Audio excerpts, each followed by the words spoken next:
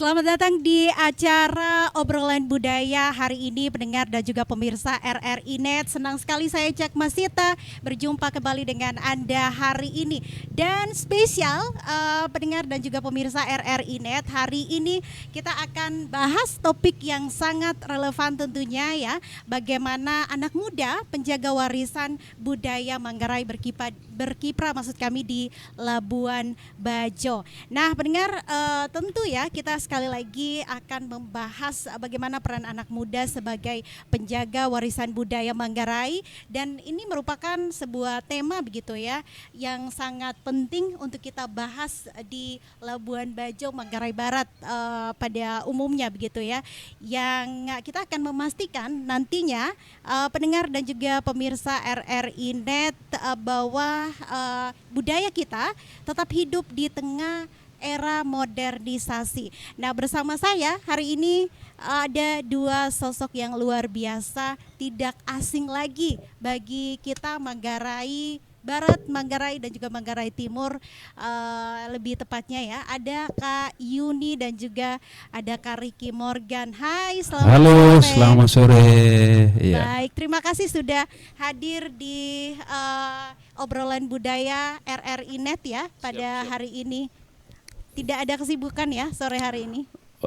Untuk hari ini setengah hari sih tadi sibuk ya. Setengah hari. Tapi karena berarti dari pagi sampai siang ya, sorenya free. Sorenya kita ya? free lah, karena ini sudah di booking free. Oke, baik. Ya. Kak Yuni, senang sekali ya kita akan berbincang begitu nantinya dengan Kak Yuni dan juga Kak Ricky. Dan sebelum kita masuk ke sesi diskusi, mari kita dengarkan dulu mungkin ya pendengar dan juga pemirsa RRI Net, perkenalan singkat dari Kak Yuni dan juga Kak Ricky Morgan. Silakan, mungkin mulai dari Kak Yuni, silakan. Oke, selamat sore semua. Perkenalkan saya Angelina Ayuni Preis, nama panggungnya Ayuni Preis. Saya sekarang sebagai seorang guru seni tari di SMK Negeri 3 Komodo dan juga pendiri Sanggar Tatikin Art. Baik, terima kasih. Saya sendiri Richard Net saya, nama panggung saya Ricky Morgan, dan selama ini sudah masif ya ikut kegiatan terkait dengan bagaimana kita mengangkat Labuan Bajo sebagai kota milik kita semua di Nusantara ini begitu. Jadi senang sekali hari ini kita boleh saling menyapa bersama pemirsa dan pendengar. Terima kasih banyak. Yuk. Baik. Kita akan mengenal lebih dekat begitu ya warisan budaya Manggarai begitu yang berkiprah di Labuan Bajo sejauh ini ya Kak Yuni dan juga Kak Ricky. Boleh diceritakan apa yang membuat budaya Manggarai begitu istimewa menurut Kak Ricky dan juga Kak Yuni? Kak Ricky? Baik, terima kasih banyak Bapak Ibu semuanya. ACKE penting sekali ya. Kenapa warisan budaya itu sangat istimewa bagi saya sebagai orang muda, karena itu kan bagian dari ciri khas ya, identitas diri, identitas daerah, dan bicara tentang marwah ya. Jadi harga diri itu melekat pada budaya itu. Bagi saya kenapa saya harus menjaga dan harus bisa menjamin budaya itu terus dikembangkan, terus diwariskan ke generasi supaya tidak luntur. Enggak, eksistensi itu terus dan ya itu tadi kembali kepada siapa dan bertugas untuk apa. Supaya warisan budaya itu tidak tercecer. Begitu. Siap. Jadi tidak ditutup oleh saking berkembang pesatnya teknologi digital yang saat ini merebak di mana-mana begitu ya Kak Ricky? Ya, sepakat. Justru gini, kehadiran dunia globalisasi sekarang itu penting ya. Tapi bagaimana caranya menerjemahkan itu dalam aspek kehidupan kita sosial dan budaya. Yang paling penting itu bagaimana kita membuka diri untuk bisa mentransfer atau menginstal segala sesuatu yang memang penting bagi kita. Ya, penting mengeksplor segala sesuatu yang bicara tentang ya karakter kewilayahan, bicara tentang budaya itu, supaya menjamin bahwa kita ini benar-benar orang yang berbudaya, beradab secara sosial ya juga seperti itu. Oke. Hingga ya. Jadi Kak Riki pemilik sanggar. Jadi bukan hanya tentang perform begitu ya dari anak-anak seni tari begitu yang ada di sanggar milik Kak Riki Morga, tetapi Siap. juga bagaimana memahami budaya itu sendiri. Kak Yuni, boleh diceritakan kenapa budaya Manggarai begitu istimewa menurut Kak Yuni? Silakan. Saya lahir di Manggarai. Awalnya itu, kemudian saya berkesenian sejak kecil, mungkin karena dari keluarga besar mama itu semuanya pecinta seni. Oke. Saya hidup dan berkesenian dari saya TK sampai saya SMA. Kemudian setelah saya lulus, saya memutuskan untuk melanjutkan sekolah ke Institut Kesenian Jakarta, mengambil program studi seni tari. Saat Oke. itu memang saya sempat berpikir bahwa ketika saya kuliah mengambil jurusan ini, kira-kira ketika saya pulang nanti apakah saya mendapatkan tempat di kampung halaman saya. Sampai pada akhirnya ketika proses selama 4 tahun di Jakarta, saya memutuskan untuk pulang, dan kemudian 2 tahun lalu saya akhirnya mendirikan sebuah sanggar. Sanggarnya saya beri nama Tatekin. Nah, Tatekin sendiri itu dalam bahasa Manggarai itu adalah proses merangkak anak kecil. Filosofi nama Tatekin ini menjadi dasar saya dalam berkarya. Tetapi pada dasarnya Tatekin ini sendiri merupakan kepanjangan dari Tanam Bate Kintal Dite, yang kami artikan di sanggar itu sebagai tempat kami dalam warisan leluhur. Wow. Maka itu saya sebagai anak muda Manggarai, saya berusaha untuk mengambil tempat sebaik-baiknya. Bagaimana saya mewariskan warisan yang telah diberikan leluhur saya kepada saya dengan cara saya sendiri. Saya berharap dengan cara saya berkesenian, saya boleh melahirkan generasi-generasi pecinta seni lainnya, atau generasi-generasi anak-anak muda yang mau belajar ke Institut Seni dan kemudian kembali untuk membangun seni di daerah ini. Oke, yaitu di Manggarai Barat. Ya, tepatnya di Manggarai Oke, Barat. lalu kita semakin pengen tahu begitu ya sejarah dan nilai yang terkandung dalam tarian yang menjadi ciri khas Manggarai Barat, yang itu akan diperformkan oleh sanggar seni milik Kak Riki dan juga Tatekin Art milik Kak Yuni. Nanti kita akan bahas, pendengar dan juga pemirsa RRI Net, selepas yang satu ini.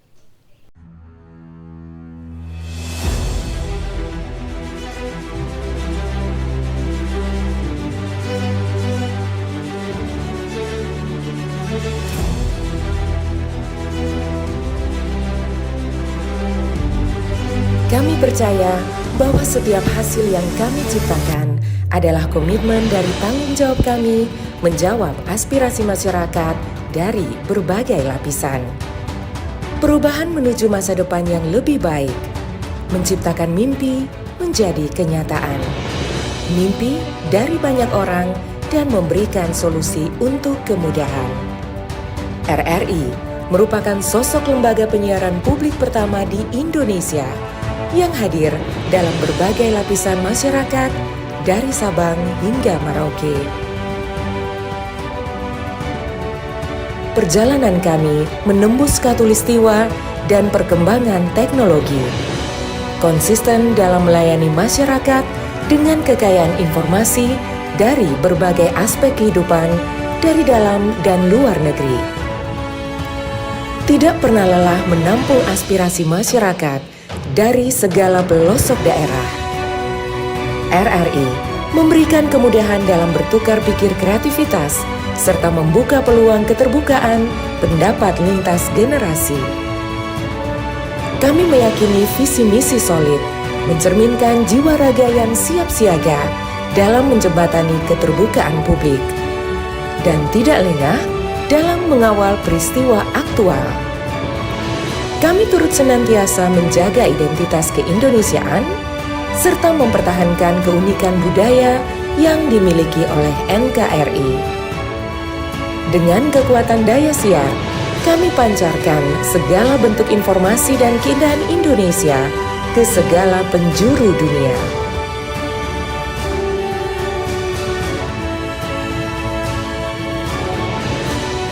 Kami adalah mitra untuk membangun masa depan.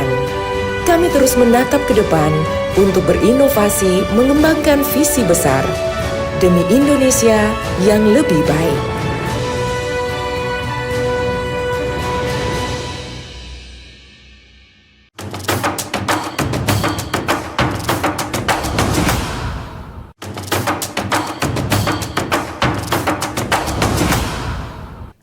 kembali bersama kami hari ini pendengar dan juga pemirsa RRI Net di obrolan budaya. Masih bersama dengan Kak Yuni dan juga Kak Riki. Kak Riki dan Kak Yuni, saya ulangi lagi pertanyaannya ya. Jadi kita pengen tahu sejarah dan nilai yang terkandung dalam tarian khas Manggarai itu sendiri yang itu akan diperformkan oleh Sanggar Seni milik Kak Riki dan juga Kak Yuni. Dari Kak Yuni, silakan. Baik, memang untuk sejarah dan tradisi, histori dan lain-lain tentang kebudayaan Manggarai, saya juga sebenarnya jujur sedang dalam tahap proses belajar. Oke. Tetapi banyak hal yang saya pelajari sejak saya kecil sampai sekarang. Saya berkarya sejauh ini mengangkat semua cerita-cerita ataupun kejadian-kejadian ataupun peristiwa yang saya alami sejak dulu sampai saat ini. Termasuk dalam hal berkarya tentunya. Dalam setiap karya tari yang saya garap, itu saya mengangkat cerita tentang hal-hal yang terjadi dalam keseharian di Manggarai. Seperti dulu saya pernah kalau dulu sejak saya kecil sampai saya SMA, itu saya hanya belajar tentang tari-tarian yang kuat filosofinya dengan petani.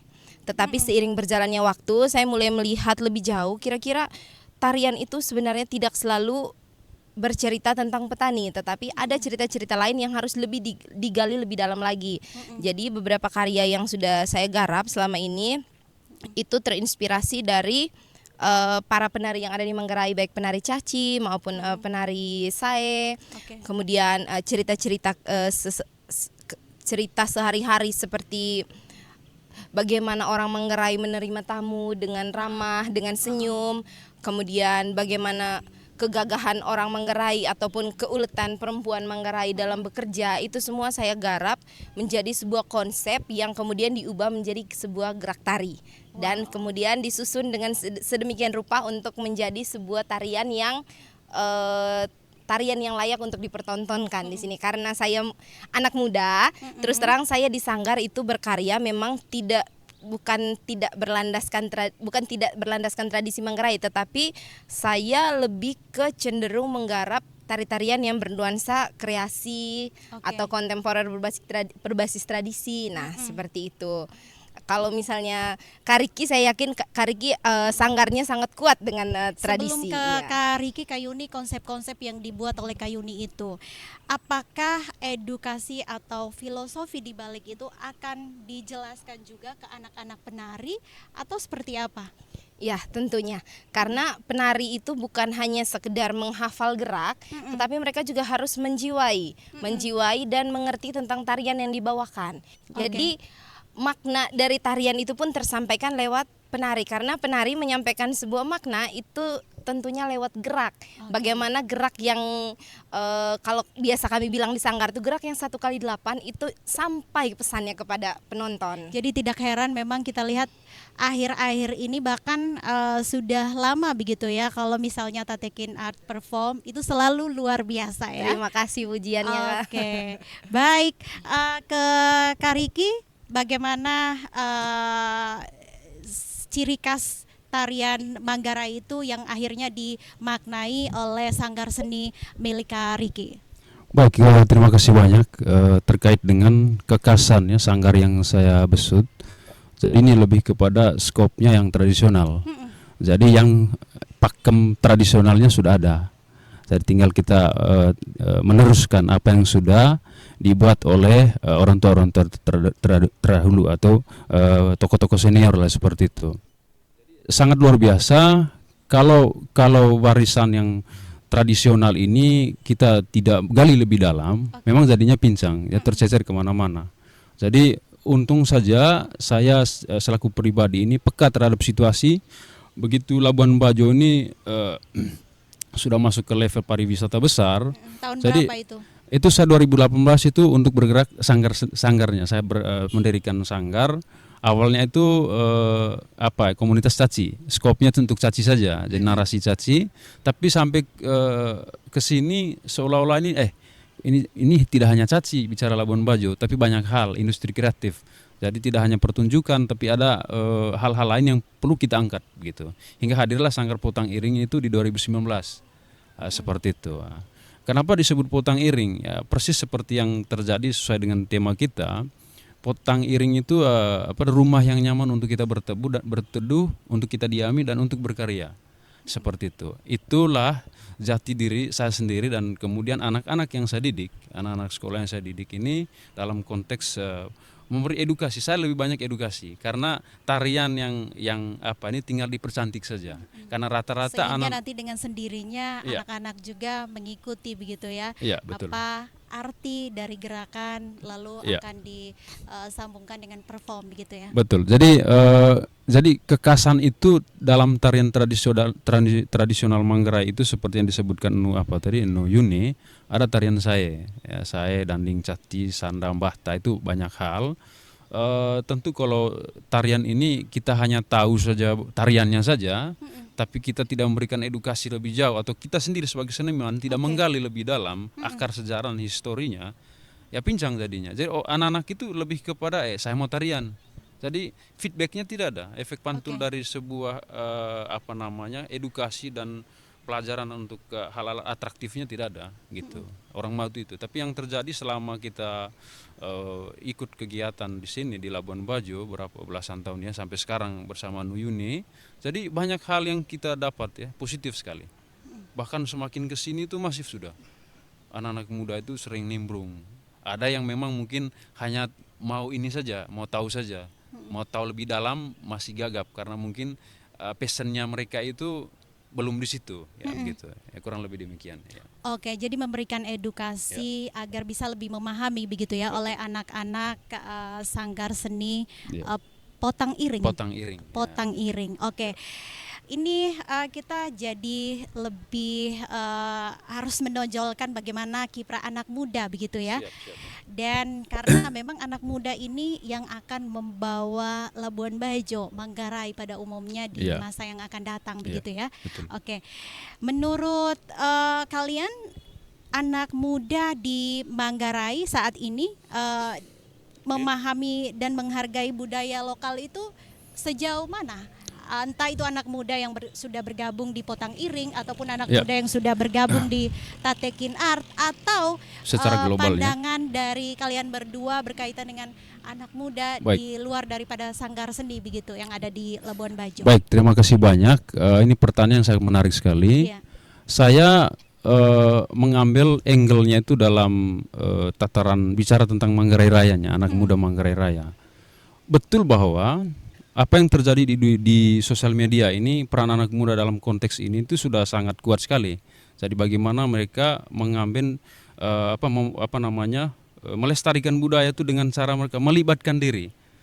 Tapi masih banyak juga itu tadi masih setengah-setengah. Jadi tidak terlalu yang bagaimana sekali. Tunggu momen dulu baru mereka terlibat. Kekurangan anak-anak muda kita jadi tidak menangkap momen. Sebetulnya itu budaya ini kan kepekaan kita terhadap situasi. Budaya itu atau adat istiadat yang terjadi di lingkungan kita atau keluarga kita itu kan tunggu momen baru ini. Tapi Kariki, faktor kebiasaan. Ini momen apa yang dimaksud Kariki? Apakah momen-momen yang krusial Labuan Bajo atau banyaknya perform budaya lalu banyak yang tidak ikut begitu justru? Baik, kalau kita bicara tentang skopnya Labuan Bajo ini kita batasi dulu ya. Kalau yang saya ngomong tadi kan skop yang ritualitas, orang mau belajar bicara tentang yang hal lebih dalam.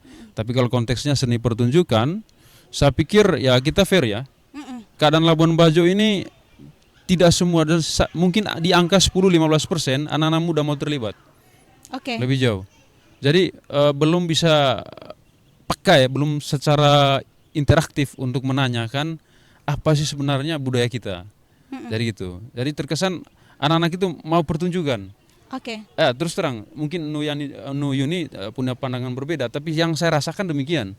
Ketika kita mau casting anak-anak, justru ada yang terkadang orang tanya, anak-anak ini tanya, nanti kita tampil di mana?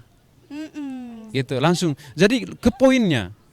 Berarti kalau bicara tampil, berarti bicara tentang feedback. Apa untungnya untuk dia kan?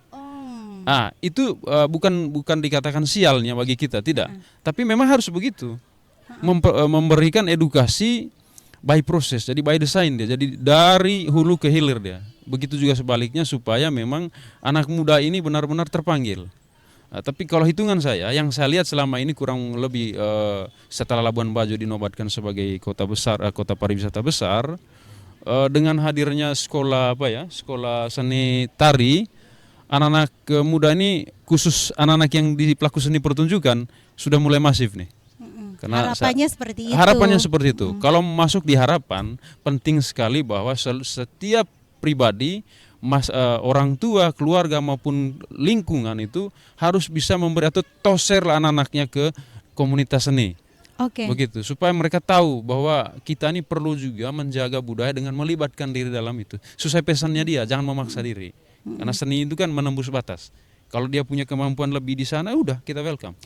Begitu. Lalu Kak Riki, dengan banyaknya anak muda yang ada di Manggarai ini, apa sudah maksimalkah jumlah sanggar tari yang ada di Manggarai ini untuk anak muda bergabung? Untuk seluruh Manggarai ya? Seluruh Manggarai. Untuk seluruh Manggarai, saya pikir ya kita fair ya. Jadi Manggarai Barat, Manggarai Timur, kita bisa lihat. Karena kita sering ngumpul, ada momen tertentu kita kumpul. Kalau ada event apalagi kan, event-event besar melibatkan kami seniman di sini, pelaku-pelaku sanggar.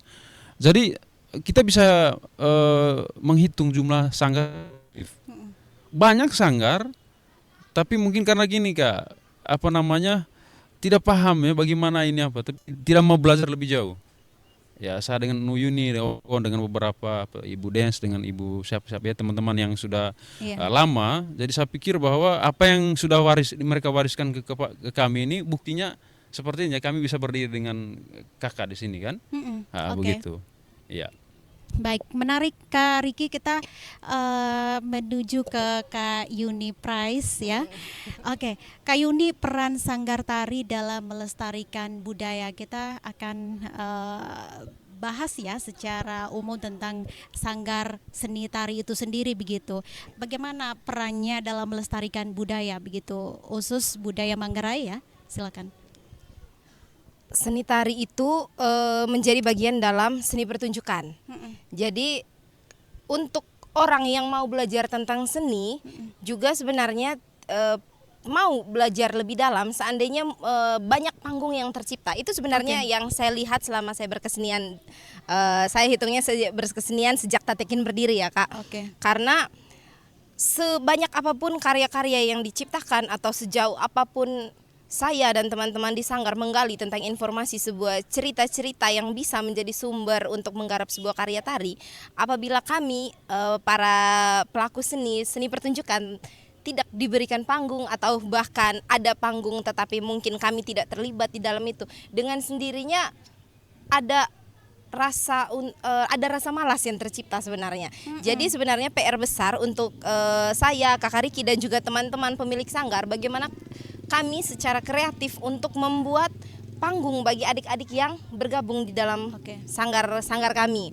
Itu yang pertama. Terus yang kedua, sebenarnya kalau tadi saya boleh menambahkan dari yang dijelaskan oleh Kakak Riki, sanggar-sanggar yang ada di Labuan Bajo, khususnya Labuan Bajo itu sebenarnya sudah cukup banyak. Tetapi kendala yang sering saya hadapi adalah anak-anak itu tidak betah untuk menjalani proses. Oh begitu. Iya. Jadi kadang mereka hanya mau ikut tampil, tetapi tidak mau belajar.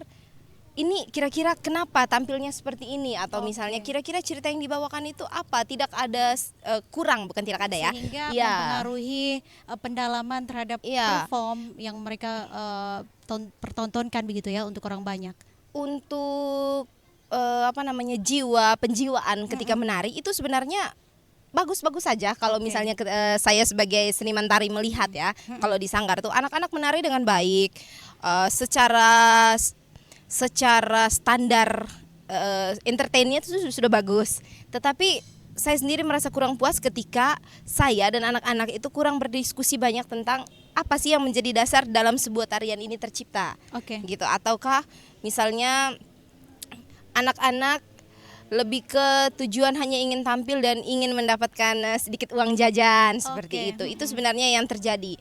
Itu kalau saya bandingkan dengan zaman awal-awal dulu saya belajar tari ya Kak, dari zaman saya kecil saya selalu bertanya, ini kenapa kayak gini, kenapa tarinya ini, kenapa gerakannya ini dasarnya dari mana, kenapa warnanya ini, kenapa itu, kenapa ini. Nah, kalau sekarang itu anak-anak kalau yang saya lihat di sanggar tuh kurang aktif untuk bertanya, suka menari, sangat suka, tetapi kurang Kalau aktif. bertanya tentang hasil, iya. Iya. Oke. Kita tampil di mana Kak, tampilnya tarian yang mana, apa kita garap baru ya. Oke. Jadi justru fenomena itu yang terjadi begitu ya, Iya. dan itu tentu kita tidak harapkan begitu ya, sepertinya untuk kemajuan Manggarai Barat Labuan Iya. Bajo selanjutnya. Iya. Oke, boleh silakan. Saya mau tambahkan terkait dengan ini kan bicara tentang eksistensi tadi ya. Jadi saya melihat sekarang ini sekolah-sekolah ini sudah sudah masif ya kegiatan kebudayaan. Tapi yang saya mau kritik begini, seharusnya peran teman-teman untuk bisa berkolaborasi dengan teman-teman yang pelaku seni di luar. Itu misalnya pelaku seni yang di komunitas, misalnya kami nih. Dalam artian gini, ini kan soal edukasi secara langsung ya gitu, dengan atraksinya. Jadi supaya hal yang terjadi di sekolah ini kan kita bisa lihat nih, ini anak-anak ini punya potensi untuk kita bisa mandi panggung gitu. Jadi dalam artian banyak hal sebetulnya kita kolaborasi dalam dunia pendidikan kebudayaannya dari yang eksternal maupun yang di dalam lingkup sekolahnya. Jadi biar terus menjalin hubungan baik supaya anak-anak juga punya kepekaan terhadap situasi komunitas di luar.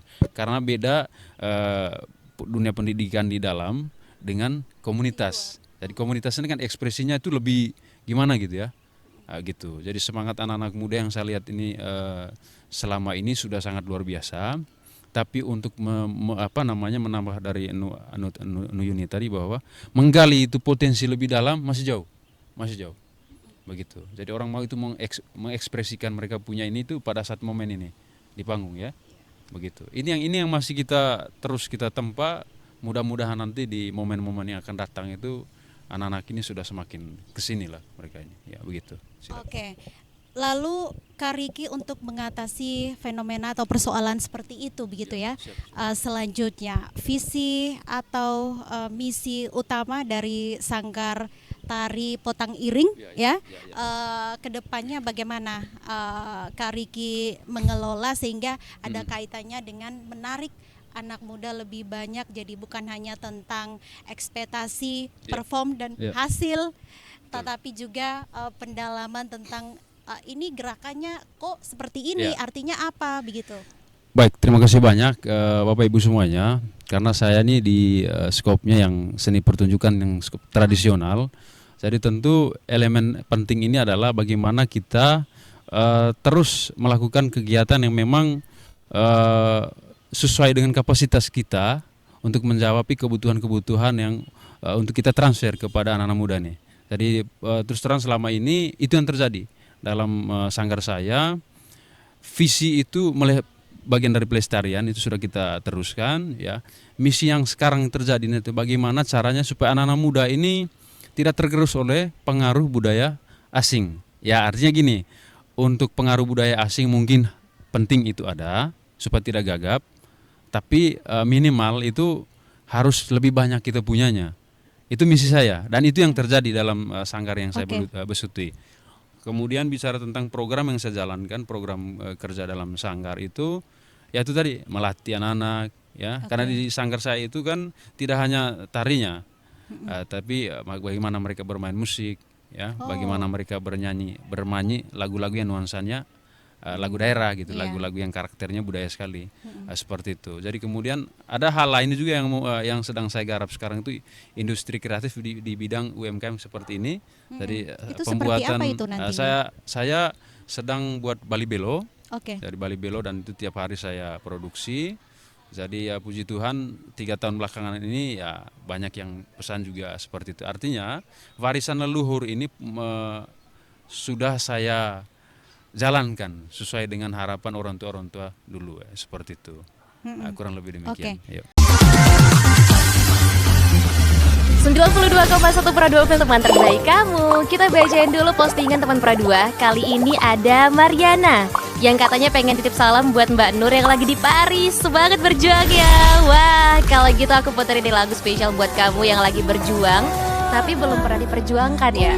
Oui, allô, excusez-moi, je suis dehors. Ada Mariana yang katanya pengen titip salam buat Mbak Nur yang lagi di Paris. Semangat berjuang ya. Wah, Mar, aku krungu lo salamu. Matur nuwun lo, tombo kangen. Tak kirimi salam balik neng TikTok ya. Samo-samo.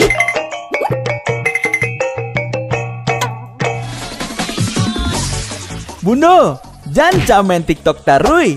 Ho ho ho ho ho ho ho. Bundo, awak baru dapat info lowongan Karajo di aplikasi. Elok-elok buyuang, banyak panipu. Indang lah Bundo. RRI News.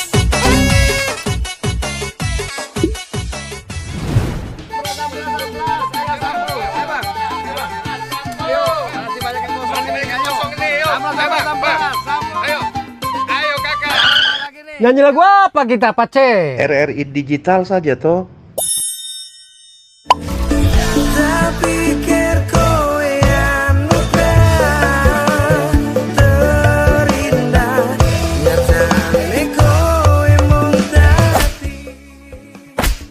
Paten kali lagu campur sari ini.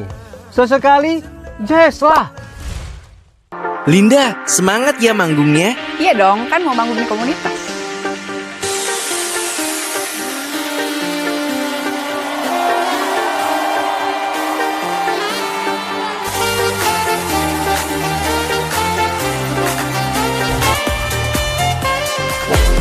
RRI ada di berbagai platform. Sekarang banyak cara menikmati RRI. Kamu yang mana?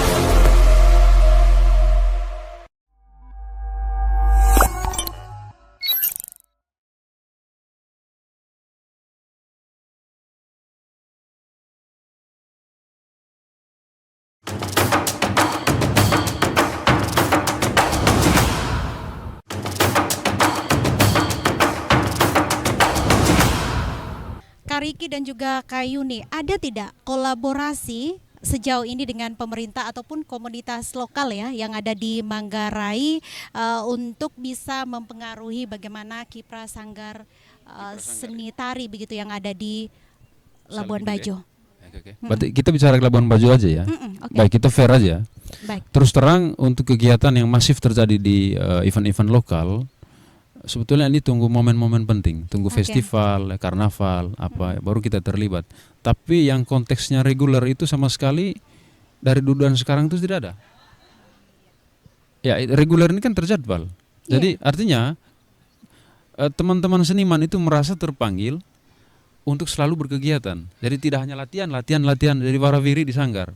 Jadi eksistensinya itu akan ada itu ketika panggungnya ada, jadi itu terjadwal. Jadi tidak secara sukarela mereka membentuk kegiatan, tapi kepekaan pemerintah dalam hal ini seperti itu. Itu saya alami seperti itu. Yang kedua bicara tentang bagaimana pemerintah melihat hal ini, terus terang untuk komunikasi dari pemerintahan sebelum sampai dengan sekarang itu masif kita melakukan diskusi.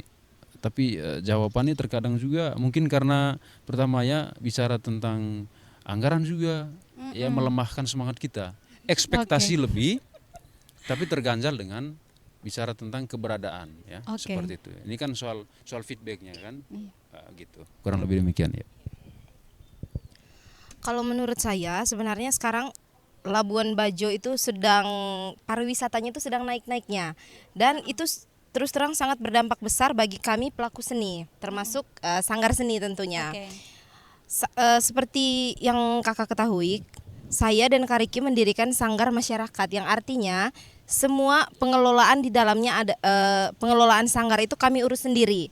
Nah, untuk anggotanya sendiri sebenarnya juga karena saya seorang guru, sebenarnya salah satu pendukung yang cukup baik itu adalah sebenarnya dari guru-guru di sekolah-sekolah, guru-guru seni. Bagaimana guru-guru seni di sekolah itu mendorong anak-anaknya untuk terlibat di sanggar-sanggar masyarakat. Karena kalau misalnya kita melihat pasar entertain yang ada di Labuan Bajo, yang sering dipanggil untuk tampil di berbagai acara-acara itu adalah sanggar-sanggar masyarakat, bukan sanggar-sanggar di sekolah.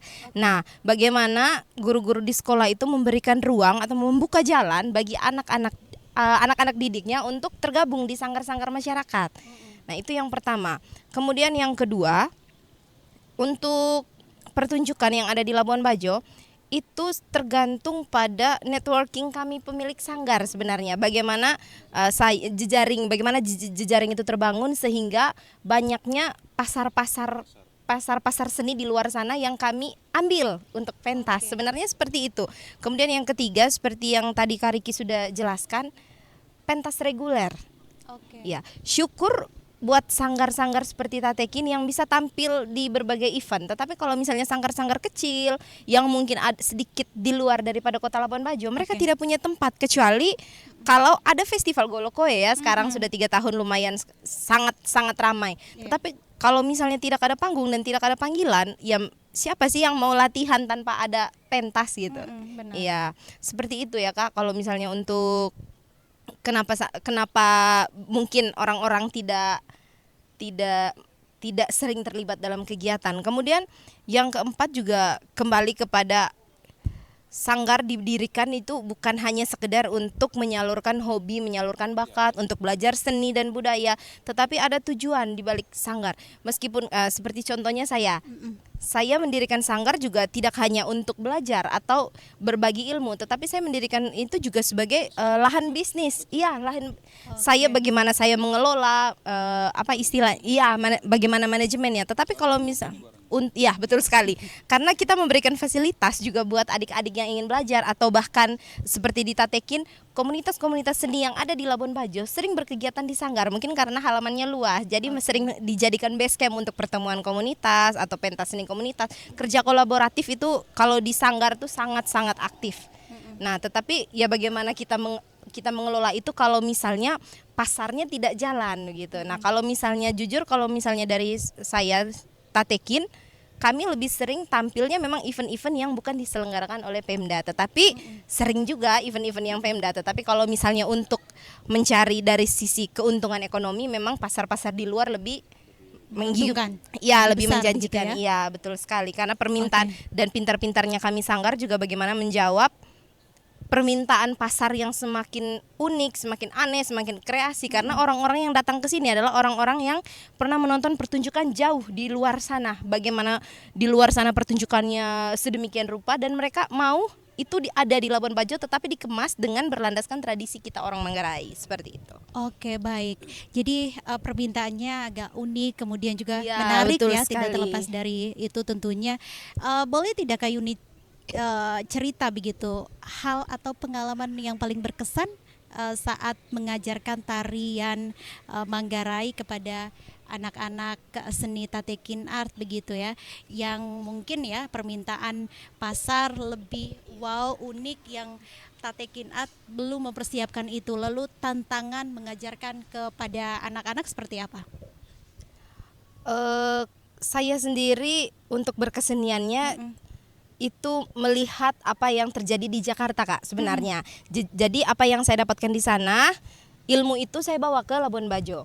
Kemudian ketika sampai di sini, saya berusaha untuk mengajarkan kepada adik-adik di sini bahwa seni itu sebenarnya bebas. Tetapi kalau misalnya kita berlandaskan tradisi kita harus membuat sebuah sinopsis atau narasi supaya menguatkan pertunjukan yang kita bawa. Jadi sebenarnya tidak ada yang salah ketika orang bilang jangan begini, misalnya tariannya kalau misalnya contoh misalnya saya tuh harusnya begini, tetapi kok sanggar Tatekin bikinnya begini. Nah, itulah kenapa mungkin ada sekolah seni ya Kak, karena kita semua belajar, semuanya dikreasikan tentunya dengan pertanggungjawaban yang jelas. Nah, bagaimana misalnya ketika saya beberapa kali menangani event-event besar di Labuan Bajo, seperti dulu pernah ada gala dinner dari salah satu perusahaan besar.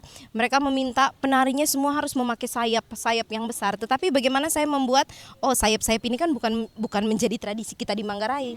Oke, kalau begitu saya pakai sayapnya kostumnya saya tetap memakai tenun. Saya tidak menggunakan dress-dress seperti yang ada di Jakarta. Kan mereka kalau di sana tarian-tarian seperti itu mereka menggunakan dress yang mewah apa segala macam dengan bahan-bahan yang bukan tenun. Nah, tetapi kalau saya semodern apapun kostum yang saya gunakan, saya tidak pernah menghilangkan tenun sebagai ciri khas kita orang Manggarai. Tentunya dengan kreasi yang layak dan pantas dan cocok dengan tema acaranya. Dan juga tentunya berinovasi begitu ya sesuai dengan perkembangan betul sekali. Era modern saat ini. Betul sekali karena kita juga dituntut untuk selalu berkreasi. Iya, betul. Oke, saya kembali ke sebelumnya tadi Kak Yuni, yaitu ada sanggar masyarakat dan juga sanggar sekolah. Perbedaan spesifiknya memangnya seperti apa begitu? Karena kita baru tahu ya ternyata ada fakta seperti itu begitu. Ternyata lebih banyak yang berminat terhadap sanggar masyarakat begitu. Iya. Kalau sanggar sekolah tentunya apakah terbatas ruangnya? Ini yang saya lihat dari zaman saya sekolah ya Kak. Jadi kalau dulu zaman saya sekolah memang di sanggar sekolah itu kegiatannya kadang ya menunggu lebih kepada seperti kebiasaan kita di sini, menari di sekolah itu kalau ada kegiatan di gereja, atau ada pentas seni di sekolah. Jadi ruang lingkup pertunjukannya itu kecil. Sedangkan kalau misalnya di sanggar masyarakat, jarang sekali sanggar masyarakat pergi ke sekolah-sekolah untuk pentas, tetapi pasarnya itu luas. Nah, seperti iya, betul sekali. Kemudian kalau misalnya saya bandingkan sanggar sekolah di SMK 3 tempat saya mengajar dan sanggar Tatekin, sebenarnya saya berusaha untuk tidak membedakan antara sanggar sekolah dengan sanggar Tatekin. Iya, betul sekali. Itu yang sekarang perlahan-lahan saya pelajari bagaimana mengelola sanggar sekolah dan sanggar Tatekin. Saya jadi dua-duanya itu dikelola oleh Kak Yuni sendiri begitu? Iya, betul sekali. Karena saya ngajarnya di SMK Negeri 3, sanggarnya juga saya kelola sama seperti saya mengelola sanggar Tatekin, betul. Pertunjukan di dalamnya tidak ada yang membedakan pertunjukan di dalamnya. Semuanya tentunya saya buat sesuai dengan standar penampilan yang layak untuk dipentaskan. Gitu. Oke, kita menuju ke potang iring ya. Kak Riki, ada tidak tantangan yang dihadapi begitu sejauh ini dalam membimbing, kemudian juga mengajarkan kepada anak-anak begitu ya, bahwa permintaan pasar misalnya lebih berat ya, kita bisa bilang seperti itu, dengan bagaimana keadaan anak-anak yang mungkin baru mulai belajar begitu. Baik, terima kasih banyak. Betul bahwa seniman itu punya tantangan itu ketika ini by request ya, permintaan yang memang sifatnya khusus, gitu. Jadi event-event yang skala nasional selama ini bahkan yang internasional, saya berapa kali pengalaman kelabakan. Karena mereka tahu kita ini seniman besar di Labuan Bajo. Mau tidak mau, suka tidak suka kita terima. Begitu. Tapi itu kalau misalnya sifatnya mendadak, ya mau tidak mau kita kolaborasi dengan teman-teman lain seperti Nuyuni. Tapi persis yang terjadi dalam kegiatan sanggar yang saya jalani. Jadi anak-anak itu sebetulnya siap tampil. Jadi tinggal dikasih apa aja temanya, kita garap bersama seperti apa kemauan. Tapi kalau yang saya jalani, karena ini kan skopnya tarian-tarian tradisional, jadi saya agak jauh dari yang namanya tarian seperti yang Kakak Yuni punya. Jadi karena memang passionnya itu berbeda. Saya hanya mempercantik bagaimana pertama itu soal edukasinya, historinya, lalu mempertajam dia punya gerakan. Begitu, kolaborasi dengan anak-anak yang memang punya kapasitas untuk melakukan gerakan itu, seperti itu. Bicara tentang tantangan yang paling luar biasa bagi saya adalah anak-anak itu cepat puas. Latihan pertama mereka rame-rame, latihan kedua sudah mulai, tapi semakin ke sini maunya gini, mau cepat tampil. Tapi mungkin karena gini ya, darah seninya mereka. Ya cepat dong, saya mau ini, pokoknya Om Riki saya mau tampil. Begitu, tapi mereka lupa bahwa kita ini sedang berproses, begitu. Kemudian yang kedua, jadi yang melemahkan kita itu terkadang ada pertanyaan gitu. Mungkin karena orang tua juga bisik-bisik dari belakang. Peran keluarga juga nih. Ada pertanyaannya dalam bentuk apa itu, Kak Riki? Berapa itunya? Gitu. Jadi berapa itu? Lalu kemudian ya terus habis itu kalian bagaimana? Apakah nanti terus seperti ini? Kan gitu. Jadi kan yang saya jalani mungkin persis Anu Yuni juga alami ya. Saya kan tidak mungkin yang senior samakan dengan anak-anak yang baru belajar. Jadi saya harus bisa membagi porsi itu sesuai dengan lamanya mereka di sana dan proses belajar dan berinteraksi secara langsung dengan saya.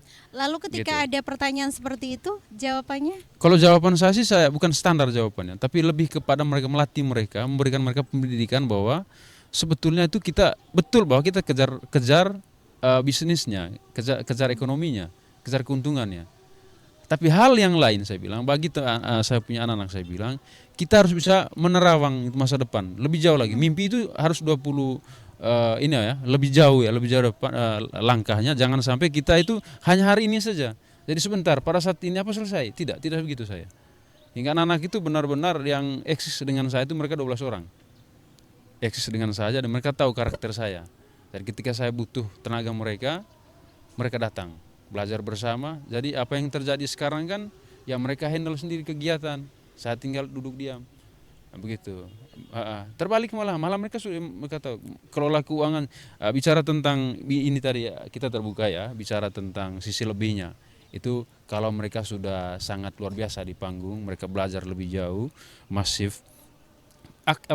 Apresiasi seninya itu terjadi. Apalagi kalau levelnya itu dari sana yang kegiatan event swasta, apresiasinya itu kita sesuaikan. Bahkan itu mereka merasa puas sesuai dengan apa yang mereka harapkan. Ya, harapan pertama mereka punya panggung, yang kedua itu bicara tentang sisi lebihnya itu berapa untuk mereka. Itu sering yang saya jalan. Tantangannya itu lebih kepada mereka cepat puas diri. Kadang kita juga risih ya, juga dan kita tuh. Bingung juga. Kita mau juga panggil yang baru, kita belajar lagi dari awal. Kita restart lagi, kita melakukan edukasi lebih awal lagi. Nah, begitu. Tapi kalau jenjang, saya punya jenjang juga, ada anak-anak SD, tapi saya butuh waktu kan. Tunggu ada momen dulu, misalnya acara-acara di kelompok, acara-acara yang nuansanya di basis masyarakat, kecil-kecil. Nah, seperti itu yang saya jalani. Tapi yang kelas SMP, kelas 3, 1 sampai dengan kelas 12, itu paling saya tempa. Gitu. Dan itu kita tidak latihan itu tidak masif, kita kasih tunjuk di mana-mana. Padahal pas momen latihan, kadang kita buat efek kejut saja. Oh kita lagi latihan ini, hanya mengantar supaya opini orang itu ada gitu. Orang berbicara tentang kita punya kegiatan. Itu saja. Kita ini kan cari soal bagaimana eksistensi saja sebenarnya. Oke. Gitu, kurang lebih begitu. Oke, silakan. Iya. Kalau dari Kak Riki, tantangan terberatnya adalah anak-anak cepat puas. Kalau di Tatekin tuh sebenarnya tantangannya adalah mereka penasaran, Kak. Oke. Mereka tuh kayak Kak, hari ini kita belajar tarian A, besok tarian B lagi atau C lagi. Jadi malah yang stresnya saya.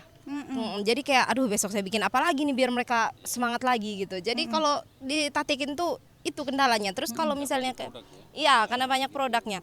Jadi kadang tuh misalnya adalah panggilan perform di luar. Kemudian saya bilang, "Oke, kita bawakan tarian A."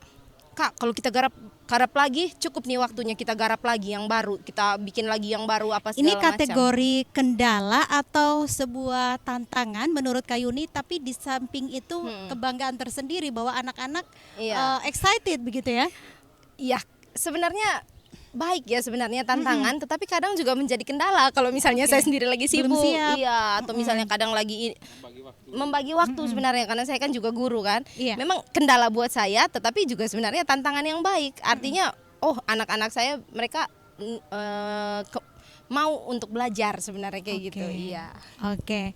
Baik, jadi catatan dari kendala yang mungkin tadi kalian berdua sampaikan bahwa kita bisa simpulkan bahwa sama-sama punya keinginan bahwa anak muda yang bergabung di Sanggar Seni itu sebenarnya harus bisa melihat masa depan, kemudian juga harus bisa belajar begitu ya dan mengikuti proses begitu. Dan itu hal krusial yang perlu diperhatikan oleh anak-anak muda yang mungkin ya sudah bergabung ataupun yang mau bergabung. Dan pendengar dan juga pemirsa RRI Net, di sesi terakhir nanti kita akan bahas tentang pemanfaatan media sosial begitu ya. di samping Tatekin Art dan juga Potang Iring berkiprah maksud kami di Labuan Bajo. Kita akan kembali selepas jeda. RRI Digital dengan tampilan baru, berbagai konten kolaborasi dari berbagai program nasional, termasuk siaran visual langsung, siaran radio langsung, daftar putar musik, podcast, berita video, dan berbagai fitur interaksi pengguna dalam permainan. Berbagai konten menarik seperti suka, komentar, dan berbagi, serta obrolan langsung dengan penyiar dan pengguna. Pesan langsung dan fasilitas obrolan pribadi antara pengguna aplikasi juga tersedia. RRI Digital tersedia di Google Store dan App Store. RRI Digital.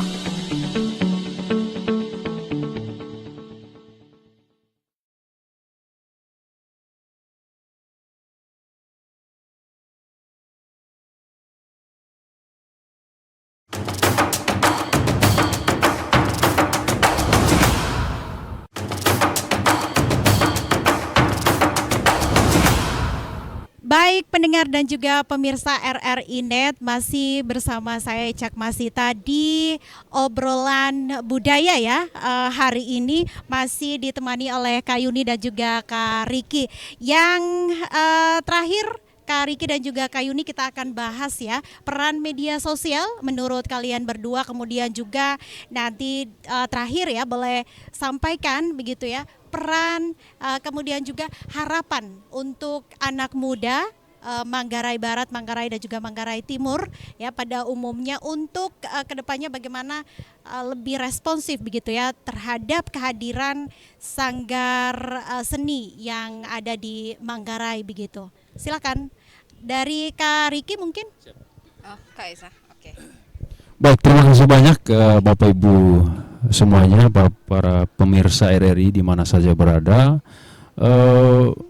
Betul bahwa eksistensi budaya itu perlu kebersamaan sebetulnya. Perlu ada kolaborasi ya, seperti itu bisa menjaga warisan itu. Terkait dengan peran media sosial itu sangat penting. Penting dan harus masif terjadi. Oke. Ya, karena pelestarian budaya tanpa jalur promosi sosial media ini kan nol ya, zong yang kita dapat. Oleh Potang Iring sendiri, saya merasa merdeka selama ini. Sanggar saya merasa merdeka kurang lebih 5 tahun terakhir karena peran sosial media. Kalau saya tidak aktif bersosial media, mengkampanyekan keberadaan sanggar dan produk-produk produk yang ada di sanggar atau kapasitas saya, maka yang terjadi ya sanggar itu tidak seeksis sekarang. Nah, makanya saya bilang saya sangat bersyukur bahwa sosial media itu hadir di zaman kita. Nah, untuk bisa menjaga itu ya saya pikir bahwa ya penting untuk bisa eksis terus di sosial media secara positif untuk mengkampanyekan. Adalah segmentasinya bukan hanya dilihat oleh masyarakat Manggarai. Kita harus ya bisa lebih bersaing dengan pulau-pulau yang ada di luar Pulau Manggarai begitu ya, agar bagaimana budaya itu dilihat oleh dunia. Dunia luar, betul. Jadi bagaimana orang tahu atau dunia tahu secara global daerah kita yang cukup kecil ini tanpa sosial media. Nah, begitu. Jadi keuntungannya kita sekarang di era modern ini ada yang mengerti tentang budaya itu, ada sosial medianya, ada panggungnya, kemudian ada relasi. Jadi itu maksudnya. Jadi jejaring itu penting juga. Hingga terkait dengan bagaimana kita menjaga eksistensi itu ya nomor satu bagi saya untuk bisa penting melakukan kolaborasi dengan cara kita terus aktif bersosial media. Yang terakhir Kak Riki, harapannya untuk anak muda singkat saja, silakan. Baik, terima kasih banyak. Harapannya agar teman-teman muda ya semakin kesinilah lebih dekat dengan budaya. Pahami diri Anda itu siapa, Anda dari mana, jati dirinya bagaimana, ya berlandaskan budaya tentunya. Kurang lebih demikian. Kak Yuni. Ya, buat saya kehadiran sosial media ini sebenarnya sangat penting dan cukup berperan cukup baik terhadap perkembangan seni tari. Ini terbukti dari saya sendiri sering sekali mendokumentasikan karya-karya yang saya garap ataupun pertunjukan-pertunjukan yang kami pentaskan di luar sana ke sosial media seperti YouTube, TikTok, dan Instagram. Nah, ini terbukti ketika saya sering menjadi narasumber di beberapa kampung-kampung, di sekolah-sekolah. Saya melihat anak-anak menampilkan atau mementaskan tarian-tarian yang saya upload di YouTube atau saya upload di sosial media. Bagaimana cara Tatekin berkostum, bagaimana cara Tatekin bermake up atau mementaskan tari, itu mulai saya lihat di berbagai pertunjukan yang ada di Labuan Bajo. Nah, ketika saya kepo dan bertanya, kamu bikin ini dari mana inspirasinya? Oh, kami sering lihat YouTube Sanggar Tatekin, atau kami sering lihat Tatekin berpakaian gitu. Nah, itu merupakan sebuah sesuatu yang baik, karena memang kami selalu menekankan bahwa semua pertunjukan itu harus mempunyai standar penampilan yang cukup baik. Harapannya untuk anak muda, Kak Yuni? Harapannya harus semangat untuk belajar dan mencari tahu sih, karena dan harus mencintai. Kalau tidak cinta terhadap hal itu, pasti malas untuk mencari tahu, itu sih. Oke, baik. Jadi kalau kita mencintai berarti kita menjaga identitas kita, begitu ya. Oke, baik Kak Riki dan juga Kak Yuni, terima kasih banyak ya atas waktu dan cerita yang kita bagikan ya di hari ini, dan tentunya semoga kita berharap ya Sanggar Seni, kemudian juga Tatekin Art, lebih khususnya ada Potang Iring juga, semoga terus berekspresi dan juga bereksistensi di Manggarai Barat ini, di Labuan Bajo. Kak Riki dan juga Kak Yuni, semangat terus ya untuk mengelola Sanggar Seni, menjaga budaya di Manggarai Barat ini ke depannya. Oke, baik, terima kasih sekali lagi. Baik, pendengar dan juga pemirsa RRI Net, itu tadi budaya adalah identitas. Jadi mari kita menjaga budaya, dan juga itu artinya kita menjaga jati diri kita sebagai anak bangsa. Mari kita dukung terus anak muda Manggarai untuk terus melestarikan warisan budaya leluhur kita. Dan saya Cak Masita, pendengar dan juga pemirsa RRI Net, pamit undur diri, sampai jumpa di obrolan budaya RRI Net berikutnya. Tetap di RRI, sekali di udara, tetap di udara.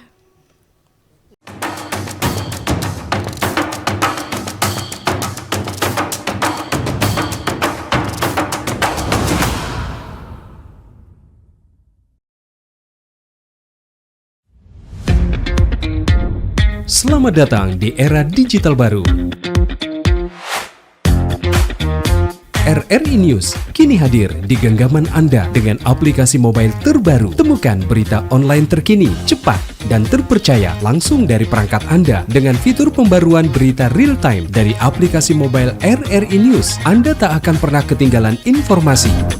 Nikmati kemudahan akses berita nasional dan internasional, berita terpopuler, dan video berita terbaru kapan saja dan di mana saja. Dilengkapi dengan teknologi terkini, aplikasi mobile RRI News memberikan pengalaman membaca yang lebih baik. Dapatkan notifikasi berita penting langsung di layar ponsel Anda. Jelajahi kategori berita yang Anda minati, mulai dari politik, ekonomi, budaya, hingga olahraga.